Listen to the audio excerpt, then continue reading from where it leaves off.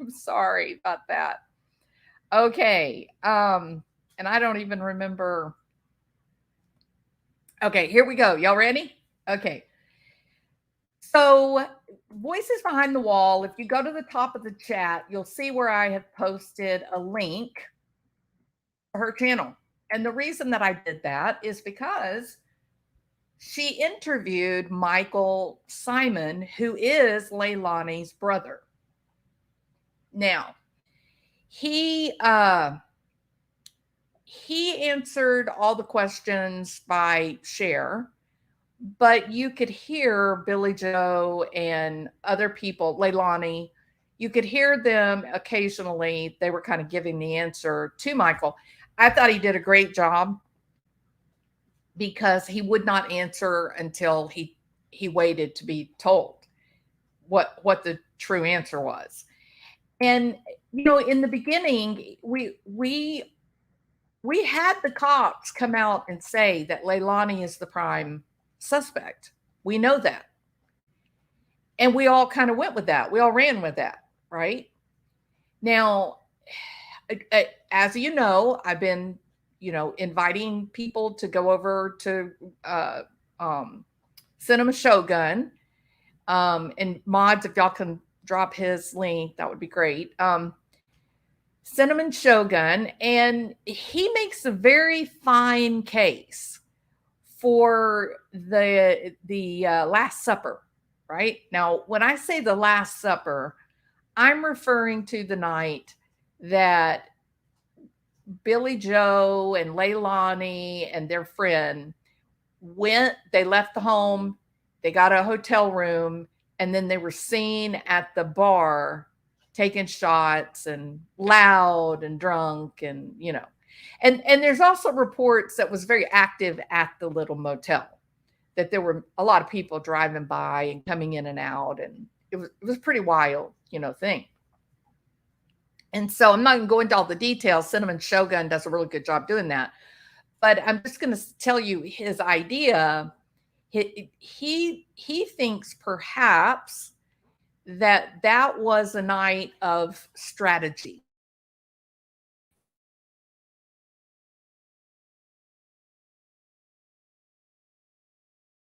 And eavesdropping on conversations, things like that. That by getting them out of there, taking them to a hotel that nobody would have ever guessed they would have stayed at, that allowed the family opportunity to sit down and consider the facts that had been laid out before them and how they might get Leilani off the hook. Now, they're all potential suspects.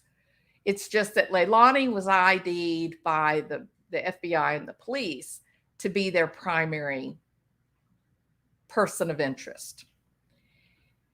So he makes this case about everyone's behavior, Billy Joe or husband or kids, the behavior before this night of strategy. Now, he doesn't call it a night of strategy, but that's sort of what he's getting at. And then the night, the after the Last Supper. It seems like they were frightened and they were timid and they were beat down and they felt hopeless before the night they went out and stayed at the hotel and were taking shots. And now they're coming out and they seem hopeful and they seem like they have a trajectory, like they have a purpose, like they're all on the same page and they know what they're doing.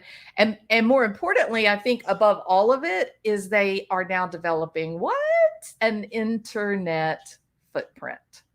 They're on social media. They're doing interviews.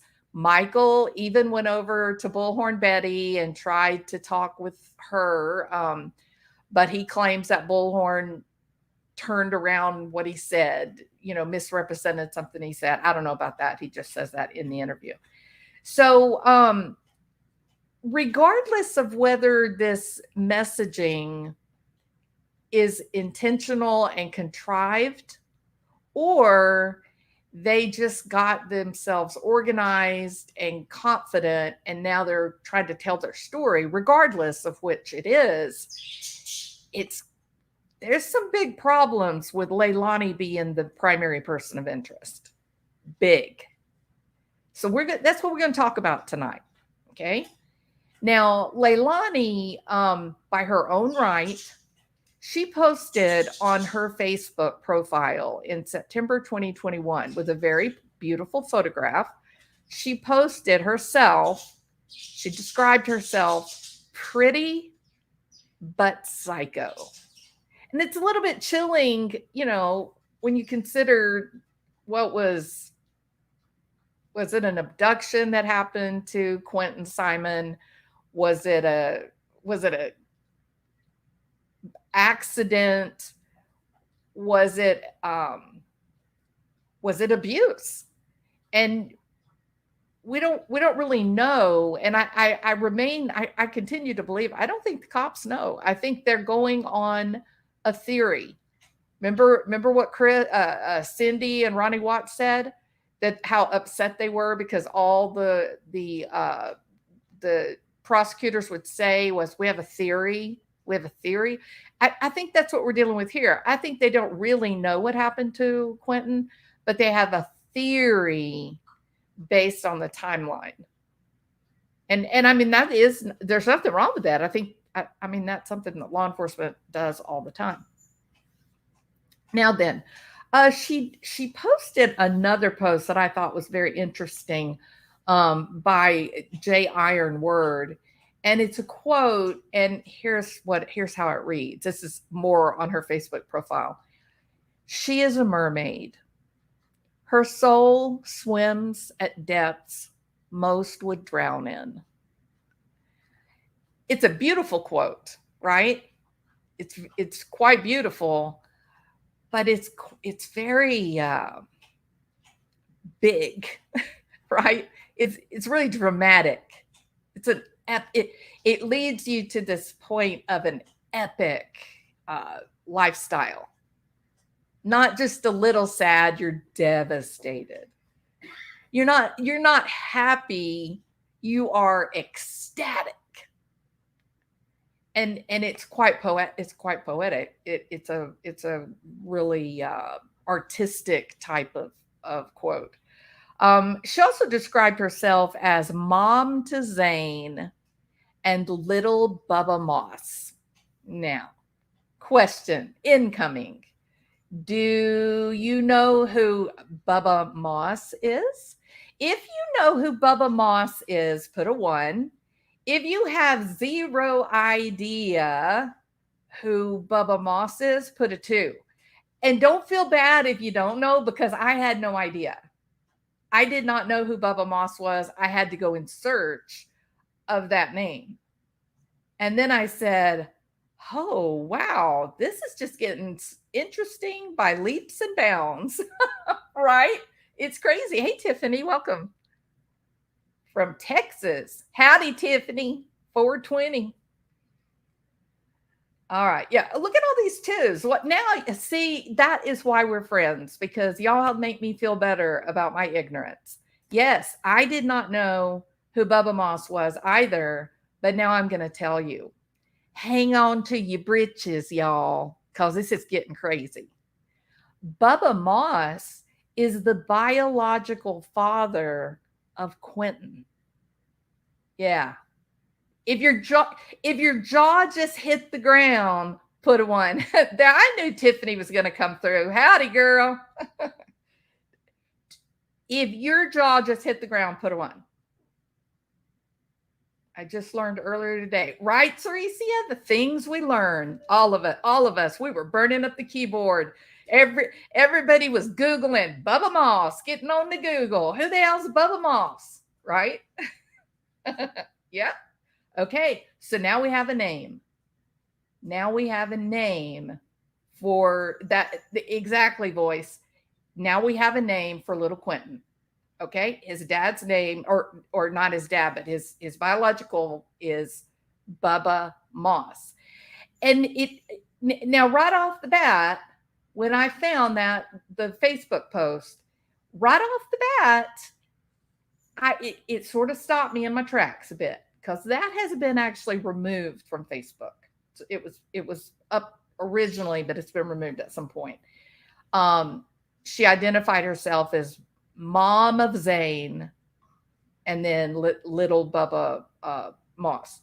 Well, during the interview today with Michael Simon, Leilani's brother, and you can hear Leilani talking in the background, and they gave the name of Bubba as being the father, the biological of Quinton.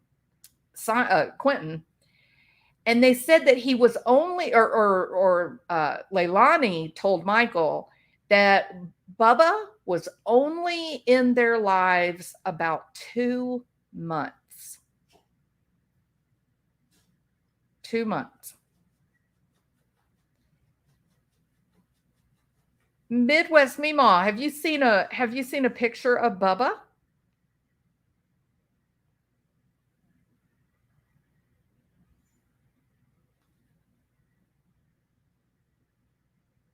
Okay. So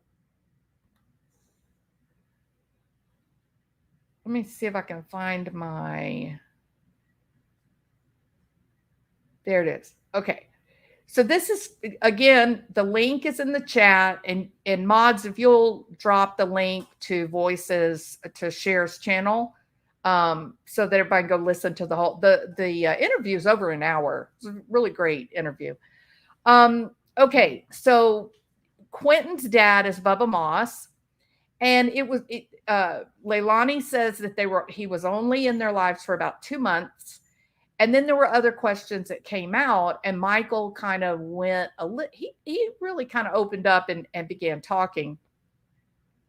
And Michael said that Bubba Moss would ask to see Quinton, that he would get in touch with the family and he'd say, I want to come see, my son. And then he would never show up. Right? So right off the bat, I'm thinking, wait a minute, you said he's only in your life 2 months, but then your brother drops, oh yeah, he would want to come see Quinton, but then he would never show up. I've dealt with these situations before where magically mom and the baby or dad and the baby just wouldn't be home when it came time for that visitation. And then they turn around and blame it on the non-custodial parent, right? I've seen it happen. And I'm not passing judgment. This is no kind of judgment. Somebody's bad, good. I'm just talking about the things that, the facts that or the ideas that I think are interesting. So somehow this doesn't quite match up, because Michael goes on to say that when Quinton went missing, and the cops came to the house and they were questioning everybody and wanting to get as much information as they could about everything, Michael felt compelled to tell the cops, hold on, let me find it.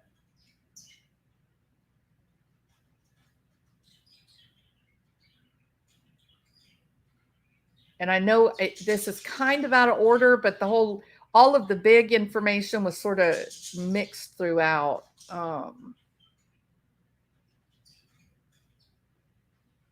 Maybe I didn't put it in my notes.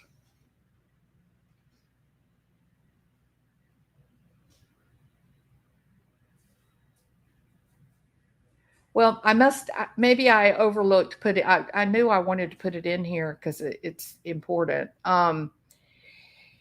Michael ended up telling the cops that at the last time that he spoke to Bubba Moss, and this was before Quinton went missing.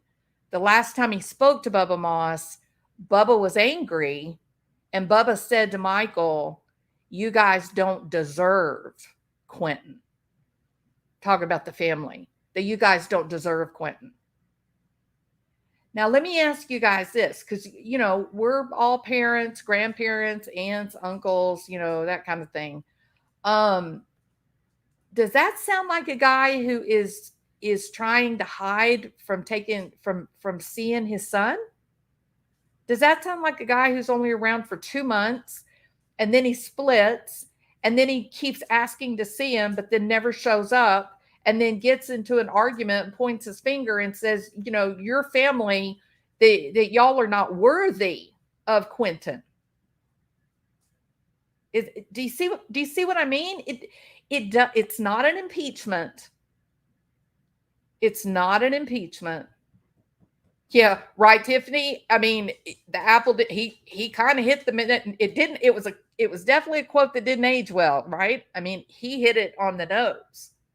He hit it on the nose. So it's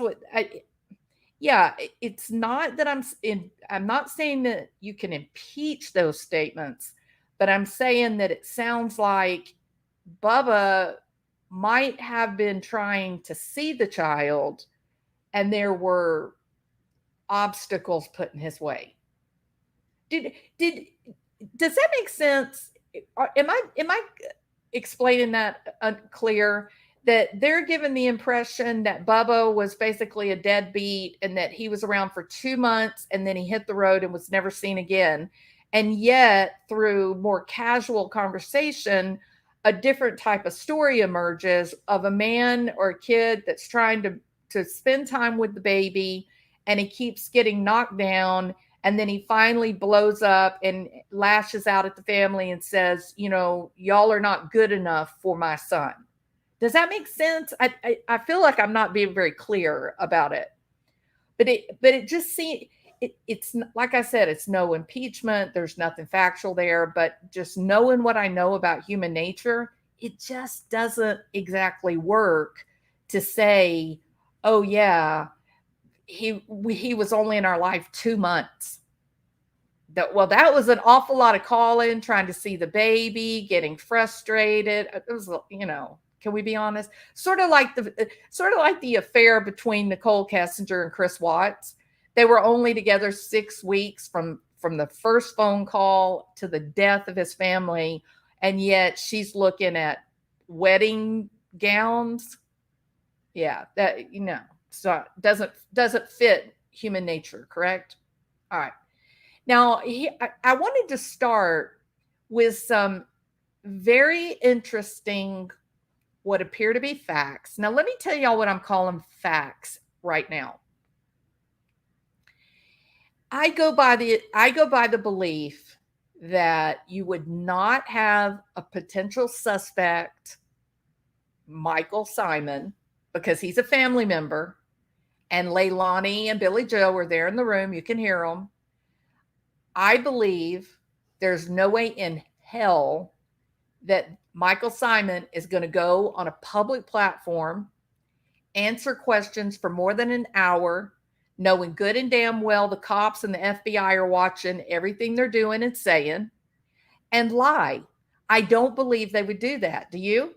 Because they understand that the cops are building a case against Leilani, you would guess. Probably not anybody else. But he himself said, for all intent purposes, we're all on some level suspect. And I would agree with him about that, because it was that house that the baby went missing. So that's why I want to accept that what he's saying, maybe I'm going to accept it as fact, with the caveat that it could be something that they're lying to the cops about. But I don't believe they have the ability. I don't think they'd be so foolish to lie to the FBI and then turn around and tell the internet something different if what they're doing is to try to construct an alibi, a story, an out for Leilani. So I think he was playing it pretty close to the vest. I think you can hear him shuffling papers a few times, like they had a storyline written down. Okay, I'm not accusing, but I would have notes. If it was me going to be under that type of gun, being asked questions about a missing child, I would definitely have notes in front of me to make sure that the facts were said accurately, right? So here's a couple of takeaways that just kind of took me by surprise. Number one, remember, a great deal of the information that we have about Quinton and Leilani and Danny actually came from the babysitter, Diane, correct? This lady. Okay. So it was very interesting to hear from the family, because so much of it, they're basically saying that the babysitter's a liar.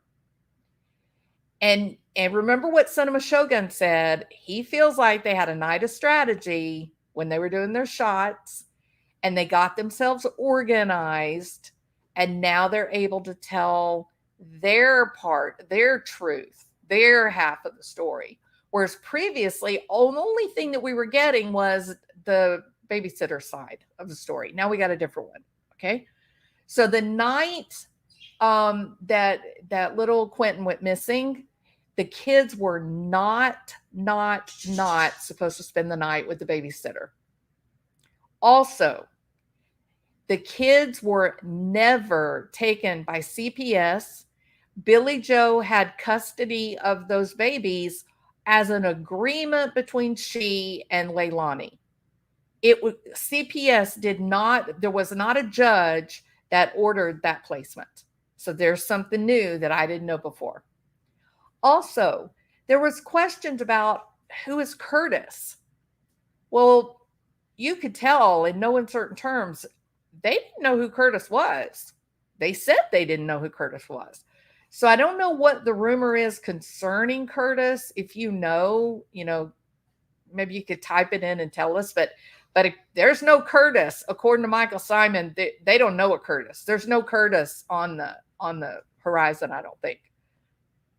Yeah, Quinton's life was failed, Chelsea. I agree with you.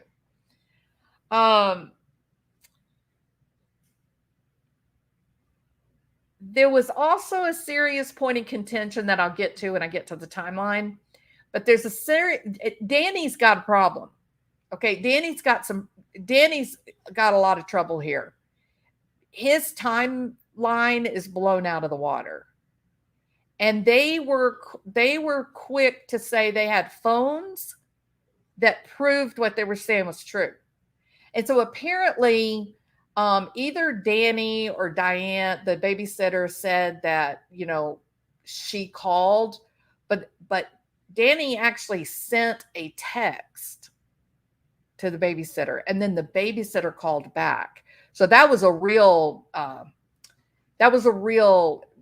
tangent away from what the original storyline was. I thought that was very interesting. What Michael said, that before Daniel left the house. Now, Daniel left unexpectedly. No one at the house had any idea that he was leaving. And I don't mean that this was part of him being evicted, but I remember, I agree, Rockin' Robin. He's got some real problems, in my opinion. And this may be why we haven't seen an arrest of Leilani, is because the story about Danny has taken a turn, right? And I'm afraid that the protesters are going to be making their way to another home where Danny is hanging out to make their presence known, because he's got some real trouble with his story. Real trouble. Okay, so Michael said, again, everybody was shocked that Danny left the house. It's hot in here. He said that they didn't know. Sorry about the dogs. They're all excited because they're going outside with their dad. He said that Danny, nobody knew he was leaving at all. That his parents came over to Billy Joe's house. And when they got there, they were all messed up. These are the parents. When they got there, they were all messed up. They were drinking alcohol and taking what Michael said he was going to call medication, but he said popping medication, which leads you to think pills, right? And then Danny just left. He didn't. Danny is the boyfriend to Leilani. Danny is the father of the new baby. Danny is the last one. If you take Leilani out of the picture, Danny is actually the last one to be with Quinton. Yeah. Danny's got some real problems. He arrived late to work that morning. That's been verified. Verified. Okay. So, they didn't know Danny was leaving. The parents show up. They're all getting high. Next thing you know, boom. Danny's gone. He's hit the road.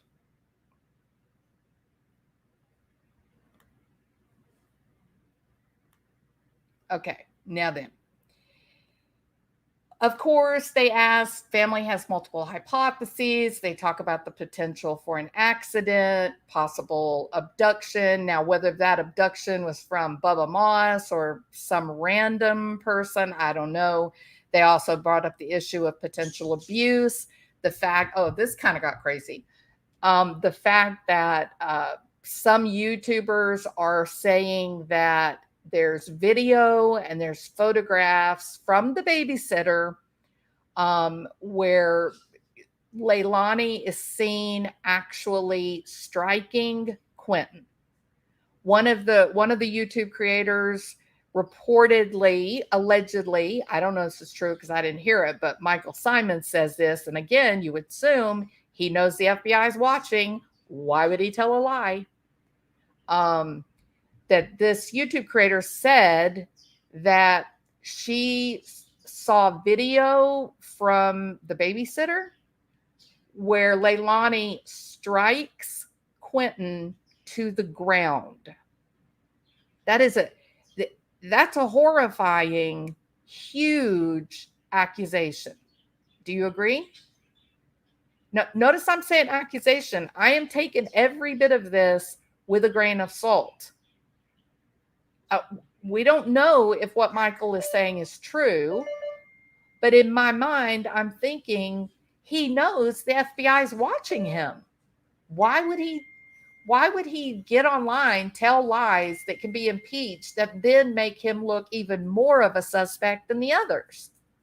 So I don't know. It's kind of crazy, right?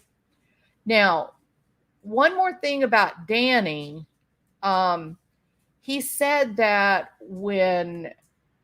at the last time that he saw, last time that Michael saw Danny at Billy Joe's house, that when Danny was leaving, apparently he and Michael were in an argument, and he said to Michael, I hope, no, not to Michael, to quotation marks, a family member. That's what he said, which maybe that was Leilani, but that Danny said, I hold all the answers to Quinton. Ugh. Isn't that horrifying? But you could tell from Michael, you could tell he was really upset by it. You could hear it. But he said he holds all the answers to Quinton. No doubt, there was no doubt that Danny is blaming Leilani. So we can assume that whatever Danny told the cops, it was painting Leilani, into a corner as the perpetrator. But then they show up and they give this timeline and they say, hey, we got phones. There's phones that can be verified when all these calls happen. So it's kind of pretty crazy. On a brighter note, because this is very difficult content, Michael did say that both Leilani and Danny were very loving with Quinton, that they would play with him. Leilani described Quinton as, well, Michael said that Quinton was kind of quiet, that he was a really, really sweet child, that he was smart, he was fun. And then Leilani wrote out this long description talking about Quinton. And I'm not going to read the whole thing because you need to go over to listen to the whole interview. But some of the little things that she said that Quinton loved television and tablets. He watched Dragon Tales. She describes him as a little, bright, happy, fun, smart, loving monkey. And she said that Quinton would say thank you, even if it was him that was doing something for another child, for another person. And then if he did something that he was feeling good about, proud about, that he'd walk up and ask you for a fist bump, and he'd say, he'd call it a boom. So, that was pretty, it just humanizes Quinton, and it humanizes Leilani, and you can kind of see it.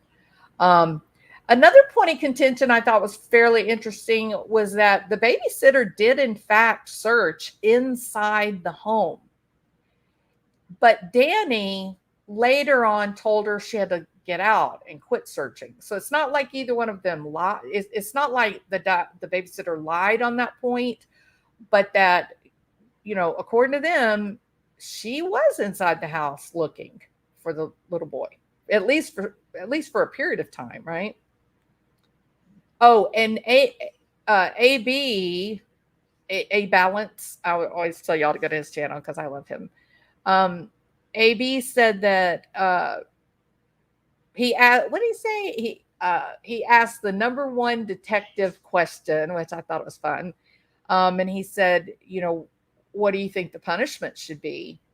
And you can hear Leilani in the background, and she says, whoever did this should be punished to the fullest extent. Another thing that was debunked and came out is there was no twerking.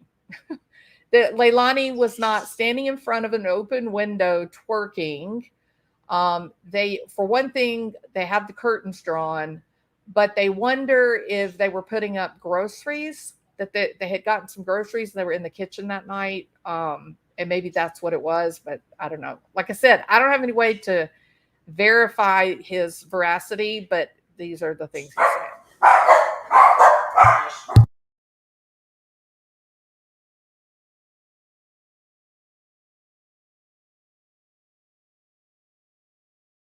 On the audio is bad. I'm sorry about that, y'all. Somebody in the chat asked if Leilani, or no, maybe it was Cher, asked if Leilani passed the polygraph. The family refused to answer, and that was all the family. It wasn't just Michael. He consulted with the family for quite a bit of time, and they all came out and said no.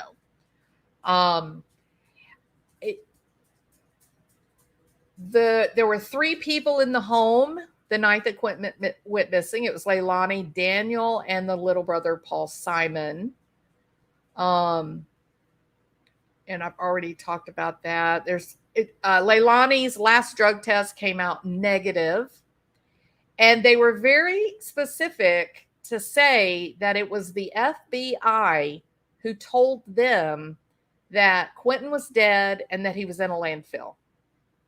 That's their story, and they're sticking to it, guys. Okay? That's their story, and they're sticking to it. They said, no. We didn't tell them Quinton was dead. We did not tell them that he was, in the landfill. Just like I said, Chris Watts, it's like the FBI came in with a theory, and then everything has been done off that theory. And Leilani literally does not remember at all. Now, I have reason to question that. I don't really believe that for something very specific about the timeline, but I'll get to that. So another big kind of holy hell moment was when they verified the babysitter, Diane. She has a key to their house. Okay, if your jaw just hit the ground again, put a 1. The babysitter has a key to Billy Joe's house.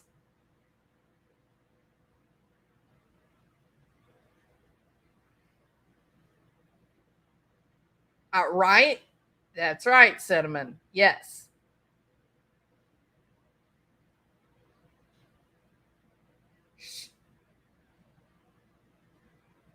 See, a few people have already seen this, so it's not such a shock. But for those of us that really,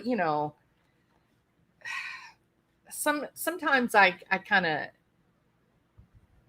avoid a bunch of talk because I don't like all the rumors and stuff, right? So this was I was like, oh man, you got somebody that's got access to the house where this little boy goes missing, and you got the grandma in her house screaming and yelling, that's my baby, that's my baby. And I'm thinking, this is getting messier. Every hour it gets messier and messier and messier. Yeah, exactly, Ann Mata. Exactly. This is what we're looking at. It's another Casey Anthony.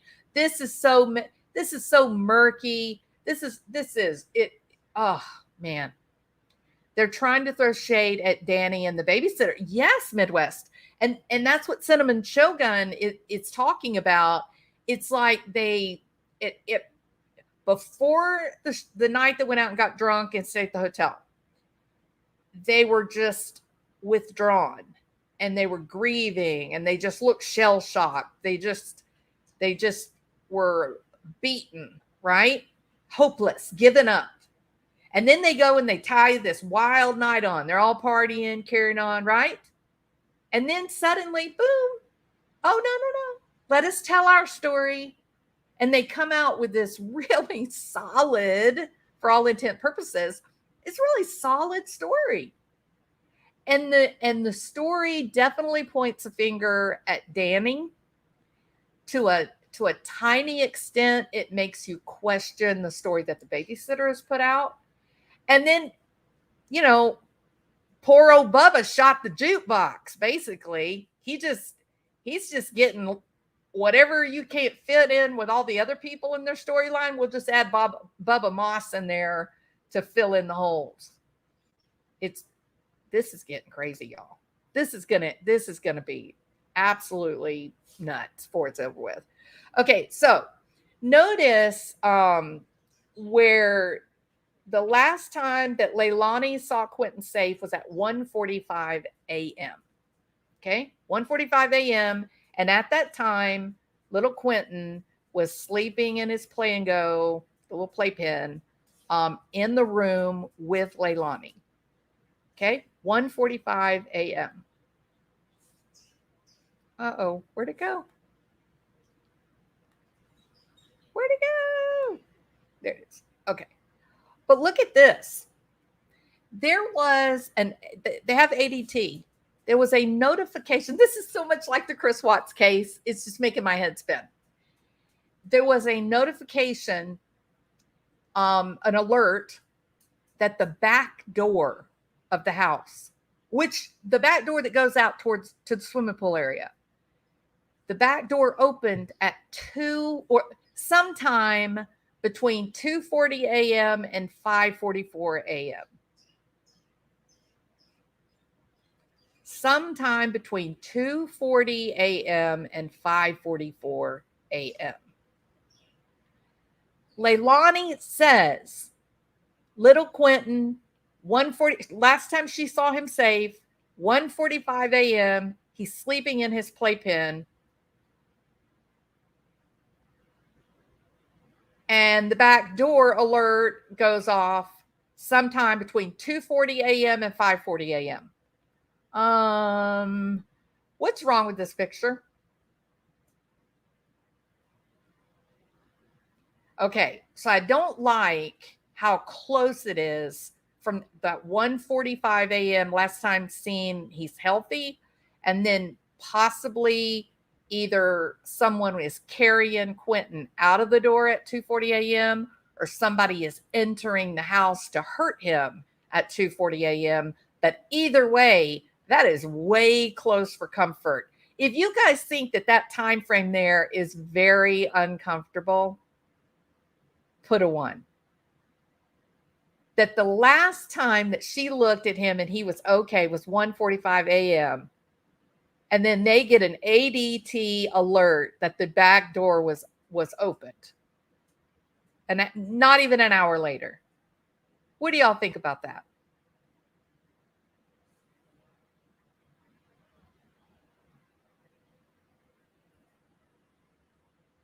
Yeah, that's what I thought. I thought, this timeline looks very bad. right? Okay. Yamaha says she has drug-induced brain damage at the least and appears to be under the influence more than she is not. Her thought process is not in the norm. All right. So, well, again, I there's a lot that I call BS on, Denise. I'm with you. Okay. I am being skeptical, but I told you why I'm doing a live on this, because I find it very hard to believe that Michael, a potential suspect or accomplice, that he would go live on a public channel with a big audience, and the FBI would hear and see the answers they gave. I don't believe that he would impeach himself like that. I really don't. Amy says, thank you, Amy, for the super chat. That's very sweet. If she doesn't have a lawyer, who is advising her then? I don't know, but she claimed they don't have a lawyer. Isn't that hard to believe, Amy? I absolutely would have had a lawyer before I went to sleep on the 6th. I'd have had a whole team of damn lawyers if I was innocent. You know what I mean? I would have been jumping up and down trying to get help. So I don't know. Her boyfriend is advising her, probably he was making all the calls. Well, they made the boyfriend look real bad looking beyond. He looks bad in this storyline. Okay, so remember, this ADT backdoor alert, that's verifiable. That went through ADT. They can get they can subpoena the information. It's a good time frame. It can't be alive. This part about the back door being open, it's just got to be real. Okay. So it was open somewhere 2:40 to 5:44 a.m. and it was the brother Joe that got the alert and whatnot. The next thing we know, so again, we're looking at the time frame. The last time that she sees Quinton, okay, and it's 1:45 a.m., less than an hour later, you get a back door open. And then the back door, there's a text that is sent to the babysitter 5:29 a.m. And then 10 minutes later, 15 minutes later, now the door's closed again. Well, that's going to be very hard to explain in a court of law, right? So Leilani also says that Danny texted the babysitter about, don't worry about having the kids, right, Gold Girl? Gold Girl said, I call bullcrap. She had her lawyer at court last week. Billy Joe had her own lawyer as well. Oh, I totally would have been lawyered up, Gold. No, I don't even see the utility in coming out and saying, no, I don't have a lawyer. When the damn FBI has said you are the prime suspect, of course you have a lawyer. I agree with you, Gold Girl. I agree. All right. Billy is not, Billy is not Michael's mom. Michael is Billy's, help me say that. Billy's boyfriend, I guess that's her husband, right? Billy's husband's son. Yeah. But he calls Leilani his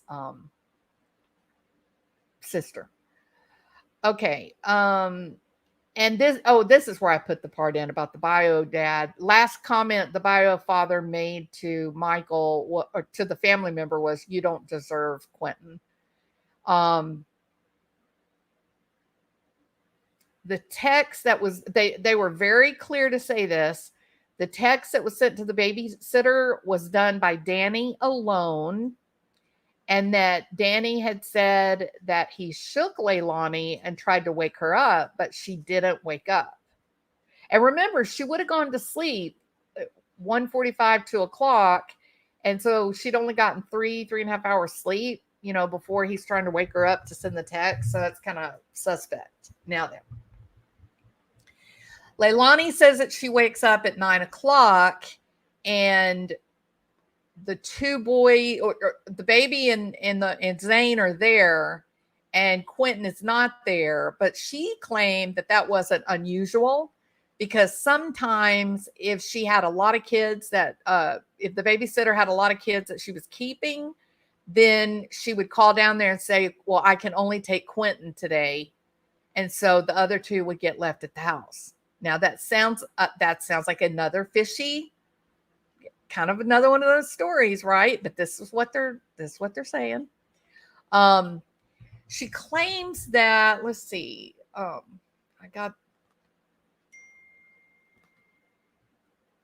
okay, now, when Leilani woke up, she thought the kids were going to be gone. She thought she'd wake up and she'd be at home by herself. And so she was quite surprised when she woke up and Zane and the baby were there. That kind of took her by surprise. And so she said that she called the babysitter. She called Danny, and he obviously came home, because when she finally did call Diane, the babysitter, it was somewhere between 9:13 and 9:17, and she called on Danny's phone. It's fairly convenient, am I right? If you guys are kind of like looking at this story with skepticism, put a 1. Because I am totally being skeptical. I mean, it's interesting, but I'm a bit skeptical about it, right? I am trying to maintain decorum. Thank you, Anne. I too am trying to do that. They called Danny at 9 a.m. Right? I know. It's crazy. It's really crazy. Yeah, it's crazy. Okay, so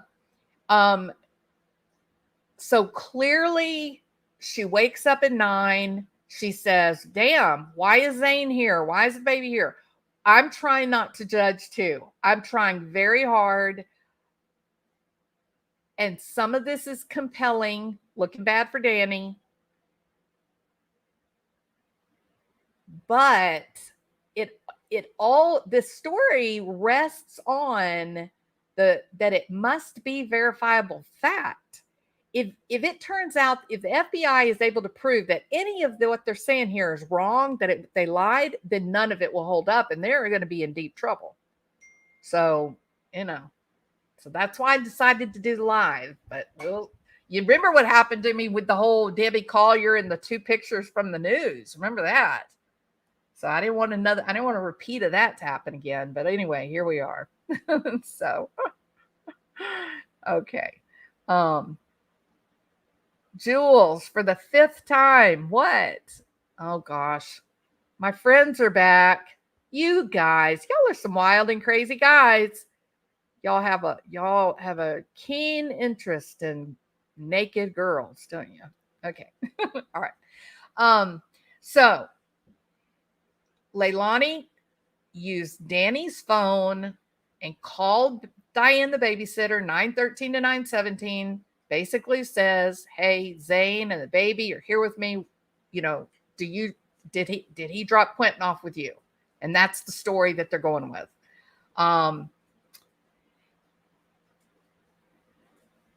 Then Leilani last saw Quinton safe at 1:45 a.m. in the playpen sleeping.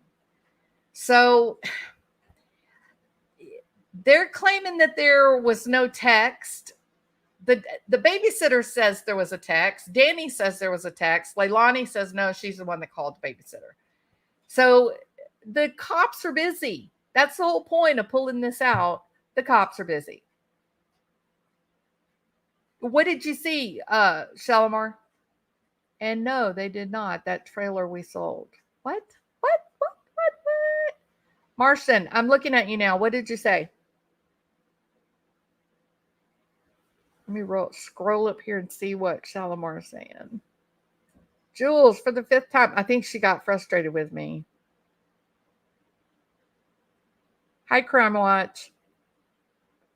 I don't know how they could be so blasé, but they are.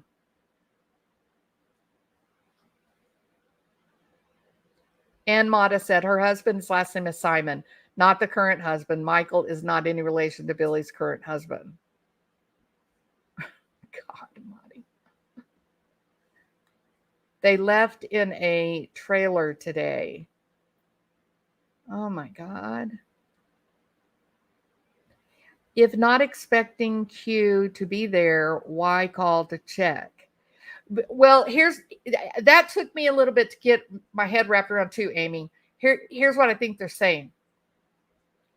That all three of the kids were supposed to be at the babysitter. That sometimes if the babysitter was full, had a lot of kids, she would call and say, I can't take the other kids, but I'll take Quinton today. That there were times when she would only take Quinton and not bring the other two. And so apparently that's what Leilani thought when she woke up, and Quinton wasn't there, but the other two kids were. And she was calling, I guess, to verify that Quinton was there, I guess. I don't know. But it's kind of a weird story, right? Why if the babysitter's full with kids, why would she be taking Quinton if Quinton is the calmest, the quietest of the three? Wouldn't the babysitter take the child that was the most difficult? Right? So I don't get that. There was a lot I didn't understand, but this is their story. This is their story. No, the rumor is they sold it and the new owners took it. Bullhorn was there with Olivia. So I guess they have a live over there on that trip. They did not leave. They sold the trailer. Okay.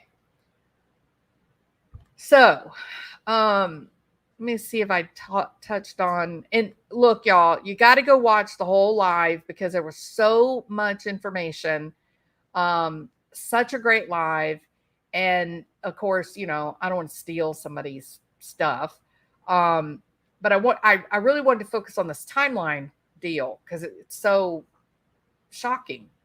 And then the one last part of the timeline is, even though Leilani claims that she, woke up at 9, she contacted the babysitter sometime between 9:13 and 9:17.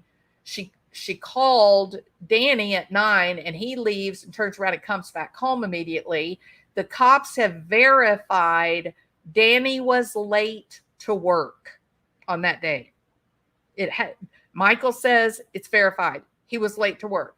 And he got there and then immediately left and came back when Leilani called and said, hey, Quinton's missing. But the babysitter claims that she saw Danny driving through the neighborhood slowly at 8:20 a.m. Their timeline is all over the place, y'all. It is all over the place. So, part of the things that the babysitter says are things that fit with this idea that Danny is actually the culprit. That legitimately, Leilani didn't know what was going on. She fell asleep and she wakes up and the kid's gone.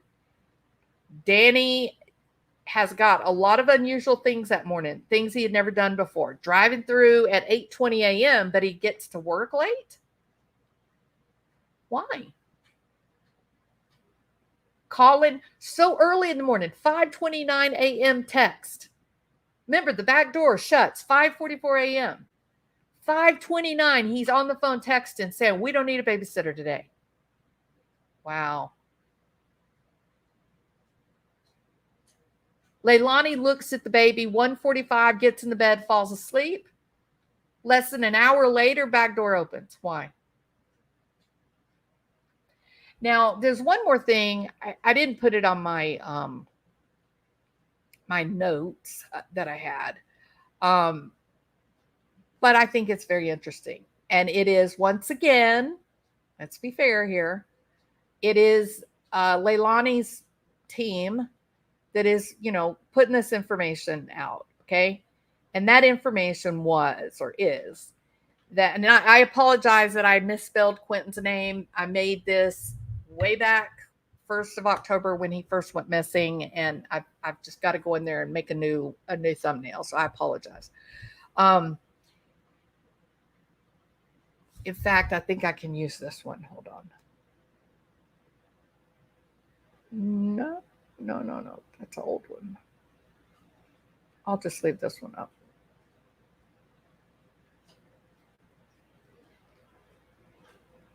All right. Um, so at the very least, I think that Danny has put himself into a situation where he pointed fingers. He was the first one to get to the cops and give his side of the story. And Leilani is standing around kind of shell shocked. And perhaps she was high. Perhaps she was using Xanax. What do we know about Xanax, y'all? What does it do to your memory? It's zonked. You can't remember anything, right? If you don't believe me, find somebody that uses Xanax and ask them what it does to memory, right?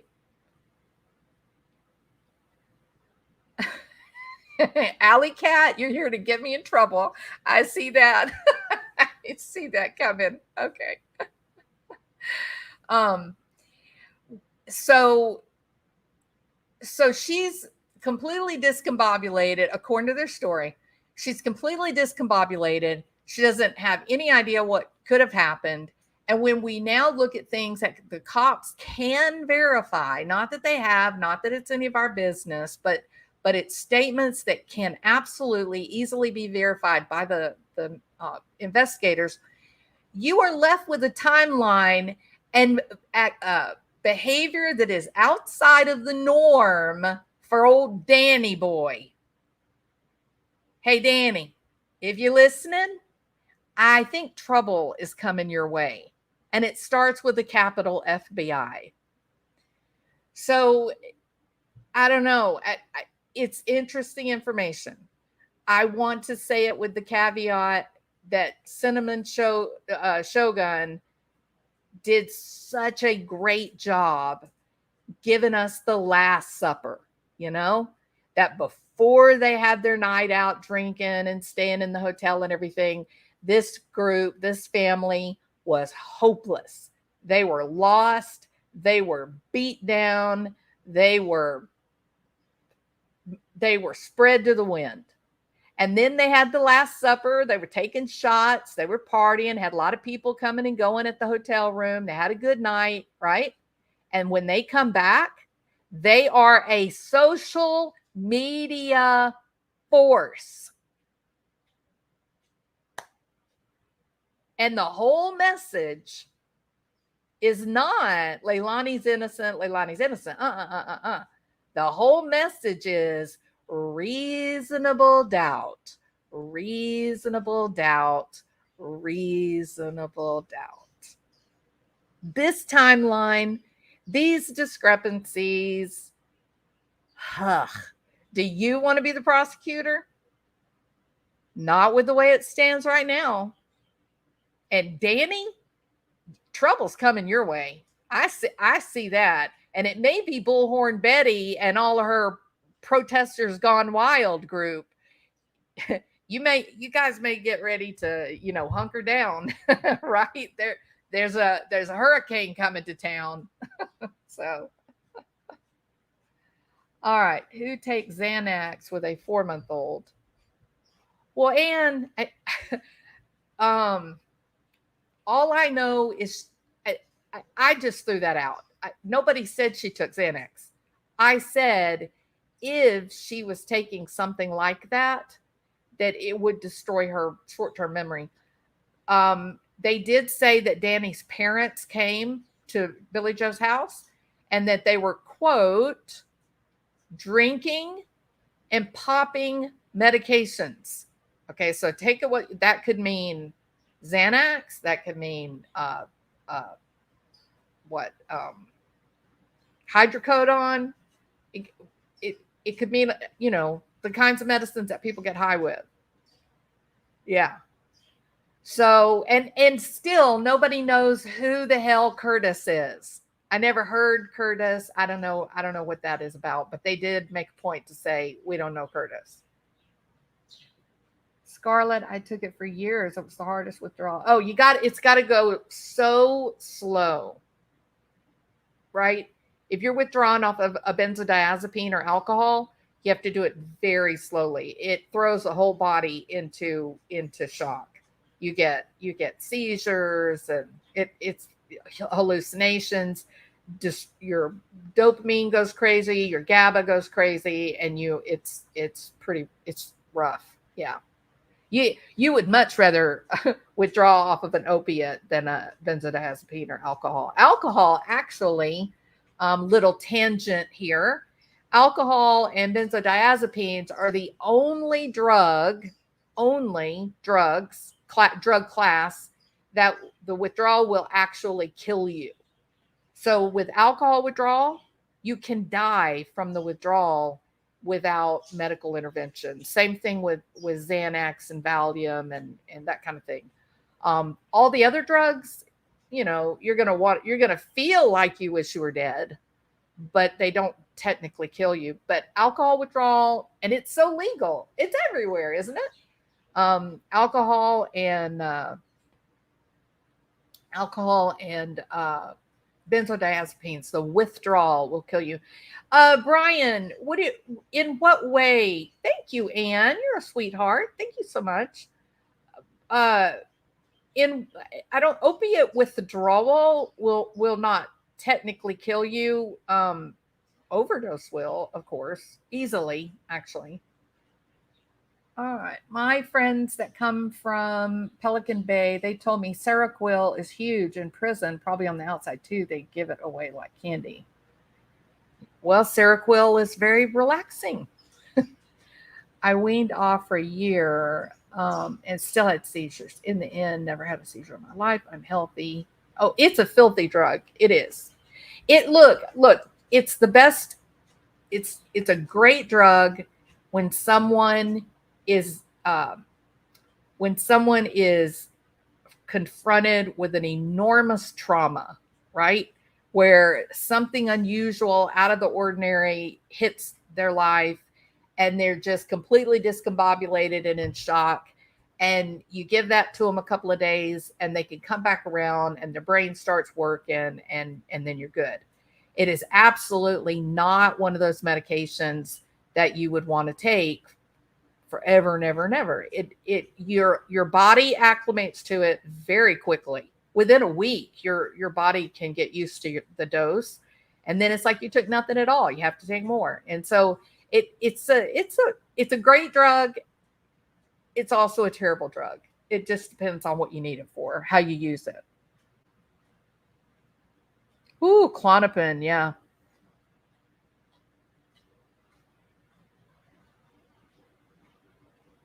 Oh, yeah, the small dose, and if it's just occasionally, that's not what we're talking about. We're talking about somebody that takes it like every single day regularly.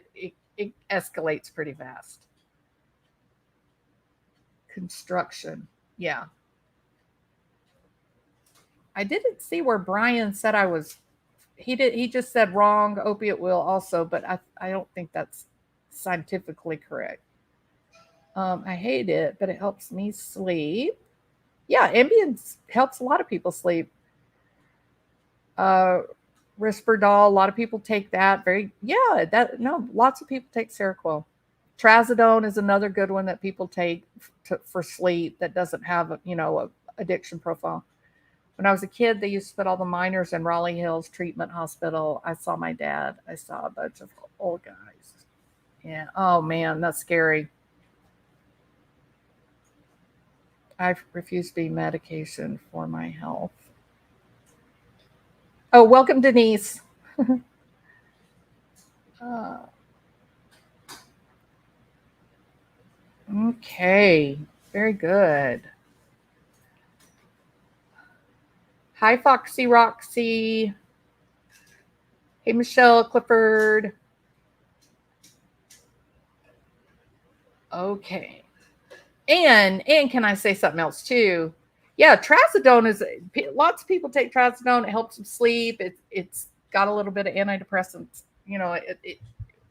It's not an addictive type of substance. So, and don't get all freaked out. I'm not prescribing you medication. I'm not doing anything except just sort of talking about information.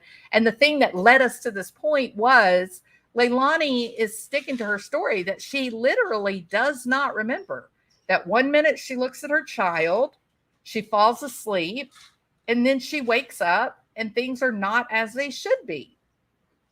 Now, Danny, on the other hand, we've got, she looks at the baby at 1:45, and then less than an hour later, the back door opens, and then the back door closes, and then I said that wrong. He sends a text message to the babysitter 5:30 in the morning and says, "We don't need you," and then the back door closes.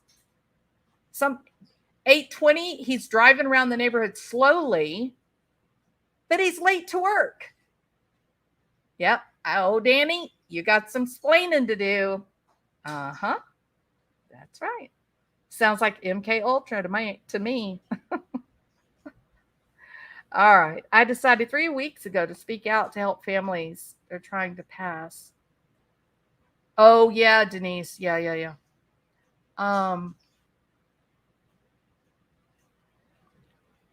Oh, look, my friend is back. My friend that has a problem looking at naked girls. All right, go away, Poss. Okay.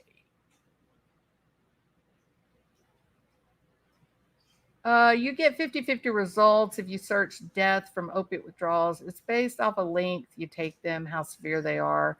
Your heart can fail along with kidneys shutting down. The heart and kidneys, that's part of the use profile and the overdose. Yeah, it makes you really sick, and you can get easily dehydrated during withdrawal from opiates. Yeah, but it doesn't create seizures and things like that. All right. You know what, Cinnamon? You have made some enormous changes in your life. You really are impressive. What if we want to see naked men? There you go. Ceresius standing up for those of us that want to see naked men. There you go. There you go. Traumatic event could be another reason you don't remember that it comes back to you. Absolutely, Ash. It could be some compartmentalizing. Yeah.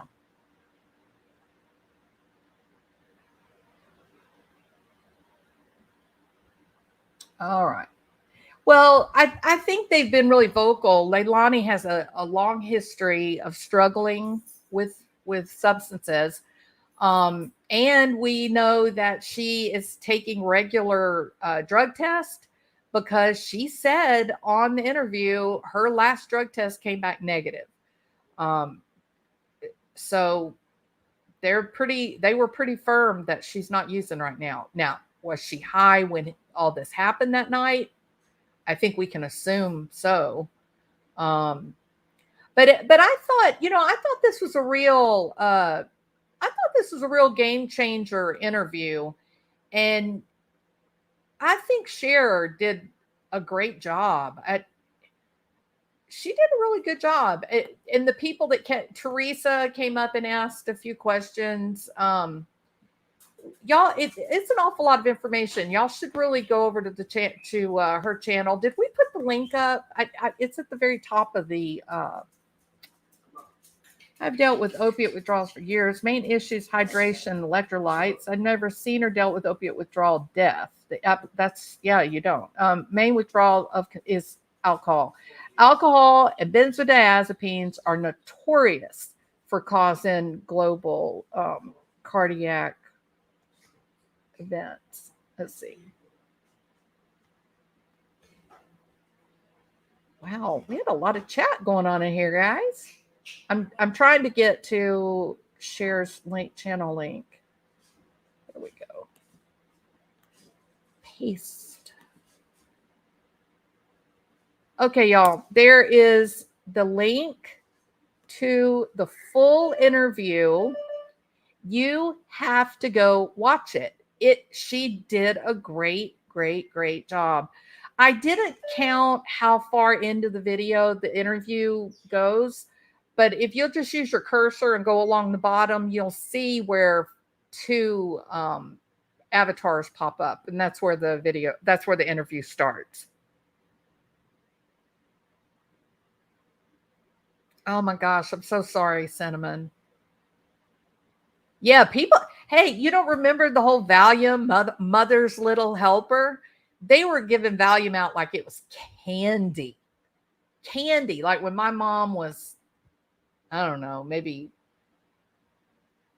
must probably the 20s, not the 20s. When my mom was 20, so would have been like in the 50s. They during the 50s that the Valium was like in every, kitchen in America. Women, everybody, women were taking it, housewives were taking it like crazy. Unrestricted. Yeah, I love AB's channel. I love AB's channel. Yeah. Yep. All right, guys, you have the link. I'm telling you, it was done very well. Michael is very well spoken. It's interesting. You can hear Leilani and Billy Joe sometimes, in the background. Well, and here was the deal, Ceresia. We were dealing with this about 10 or 15 years ago. It's not so bad now, but boy, it was for about 15 years ago. It's really bad. Family practitioners were prescribing a lot of Valium to elderly geriatric patients. And they would just sit in their chair and sleep all day, right? They didn't have any kind of quality of life at all. Well, then their body would work up and then they would have to go through detox. And so then they would get put into a detox facility and go through that hell on earth. And then they would come into therapy and, try to work through that. And then guess what? You get them clean. They got about 3 months of being clean. And they go back home and they go right back to the family doctor and they would get a prescription again for the benzodiazepines. So it got really sad for a while that it was just a revolving door. It was just a cycle that was repeated over and over. Now geriatric medicine has become a really, really big thing. There's lots of outcome research, and they don't treat geriatrics that way anymore. That we know older people can continue to have rich, full lives. They don't have to just sit in a rocking chair on the porch for the rest of their lives. There's people that are 70, 75 years old. They're running 5Ks. You know what I mean? But we can't, dumb them down and make them drugged out. It's just wrong. All right. And on the other hand, let me get on my soapbox about this. If a little 5 milligram hydrocodone or Tylenol 3 to an elderly person so that they can go to dance class with their friends or they can go to their grandchild's Friday night football, I'm going to stand in support of that all day long to let these people continue to live lives that are worth living. Making people live in chronic pain in one of the most advanced nations on this earth is just irresponsible and categorically wrong. Not everyone who takes an opiate medication becomes addicted. There are plenty of addicts that have never been able to get their hands on a pill, but they use heroin. So we got to make sense when we're, thinking about how to help people live their best life. You know what I mean? But I don't like the benzos. It's pretty. But I'll tell you what, if you're someone who has real panic attacks, nothing will stop a panic attack faster than a fast-acting benzo. So, all right. There we go. We solved the world's problems, right? In how long? An hour and a half. That's all it took. All right. Camphorated opium is used for pain. I don't know what is camphorated opium. Is that something that you would like rub into your skin? I agree, Denise. Yeah, 100%. Gold Girl says, "Oh my God, shut up." I agree. You're awesome, Gold. I go to Senior Fitness at the gym. I'm not even 60 yet. They rock. They do. And that's what I'm saying. it's the normal part of aging. The body begins to wear down, and people do develop chronic pain, and it's a terrible way for people to live. And we have medication that will treat it. And if it means that the little old ladies can keep going and working out with gold, then by God, let them go work out. Let them go to their football games. Let them go to the mall with their granddaughters, right? If you guys think I'm right, put a hell yeah in the chat. Okay. All right. Leanne says, I take Tylenol 3. Oh, I got that wrong. You take it 3 times a day. Yeah, it's so weak, right? It's not likely that you're going to get addicted to it before you'd burn your damn liver up before you could take enough to be addicted to it. But it does help. It says xanthurated tincture of opium and anodyne.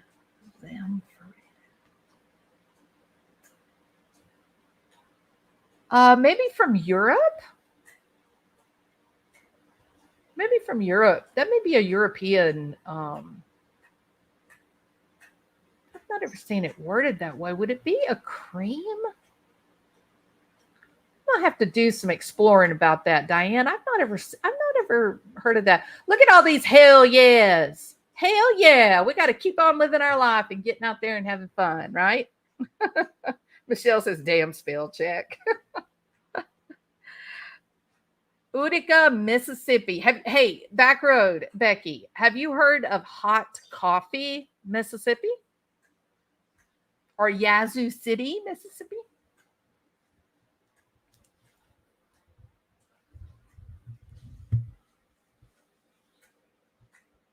See, camphor, that makes me think that it must be in like a cream form.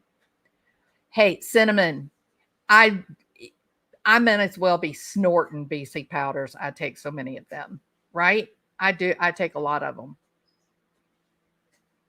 That's where I'm from, back road.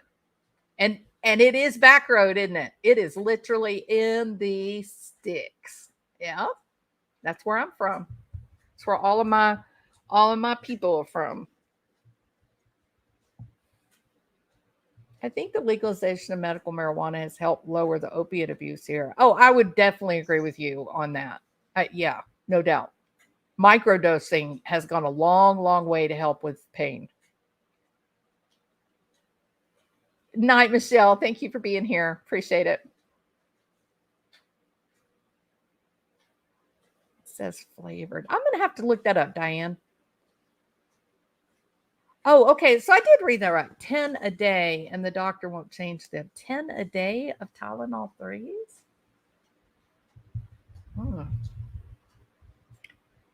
Just be careful. I don't Tylenol, acetaminophen for you got to be careful. It'll really damage your liver. You can only have the most that you can have in a 24-hour period of acetaminophen, I think, is 4,000. As long as you're not going over 4,000, you shouldn't regularly get to 4,000 every day. But that's one of the reasons they added the Tylenol to everything. I appreciate that you're here, Michelle. Thank you. Hey, main girl.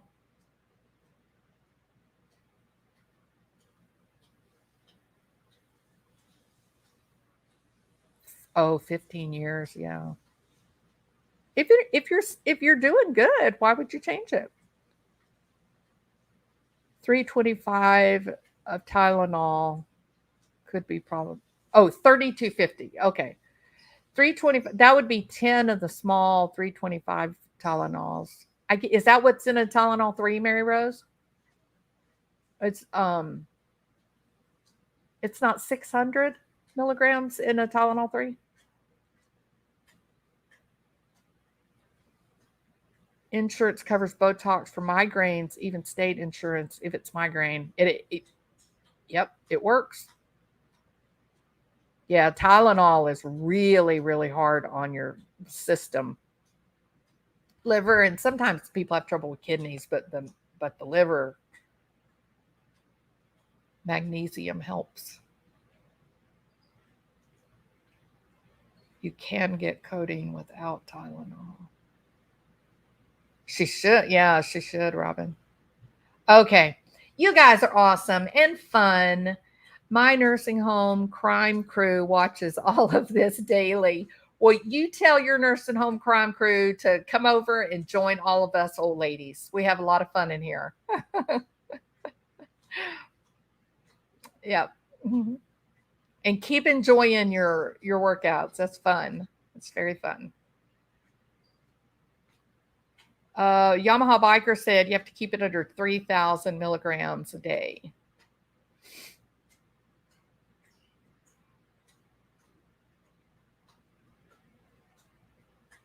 Oh, I don't think they're doing piles of pills. I think those days are over. And they used to always prescribe what was it? Oh, they used to always prescribe with the pain pills. They would try to prescribe benzodiazepines. Well, there was a cocktail for hell. They don't do that anymore. They give you one, they won't give you the other. Same thing with like if you take medication for ADHD or diet medications, they don't want to mix up psychotropics anymore. In fact, it's kind of in Texas. It's sort of a rule of thumb. Most family doctors will write one psychotropic medication, like an antidepressant or something like that. But if you have to have a second one added for some reason, then they're going to send you to a psychiatrist. I lost that one. Where did it go? Oh, there it is. Heritage House Nursing Home Crime Crew. That's so cute, Amy. You need to make them some t-shirts. That is awesome. I love it.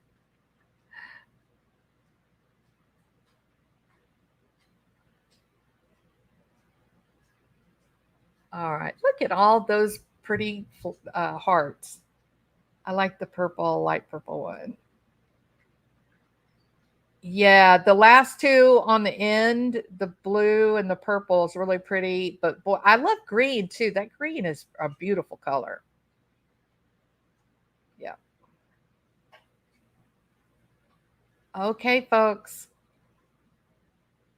It is in the United States, Nona. I don't know. It used to be over the counter in Europe, but I don't know if it still is. But in the US, you have to have a prescription.